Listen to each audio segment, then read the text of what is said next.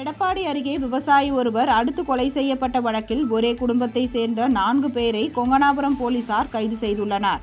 சேலம் மாவட்டம் எடப்பாடியை அடுத்த சமுத்திரம் ஊராட்சிக்குட்பட்ட சித்திரப்பாளையம் காட்டுவளவு பகுதியை சேர்ந்தவர் கோவிந்தன். இவருக்கும் இவரது பங்காளி குப்புசாமி குடும்பத்திற்கும் பூர்வீக நிலம் தொடர்பாக பிரச்சனை இருந்து வந்தது.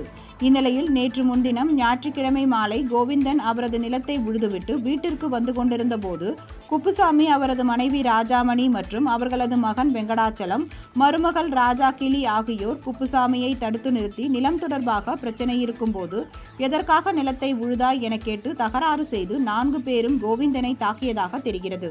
இதில் படுகாயமடைந்த கோவிந்தன் சம்பவ இடத்திலேயே உயிரிழந்தார்.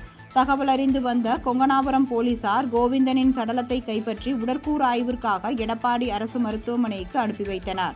மேலும் வழக்கு பதிவு செய்து வெங்கடாச்சலம், குப்புசாமி, ராஜாமணி, ராஜா கிளி ஆகிய 4 பேரையும் கைது செய்து நீதிமன்ற காவலுக்கு அனுப்பி வைத்தனர்.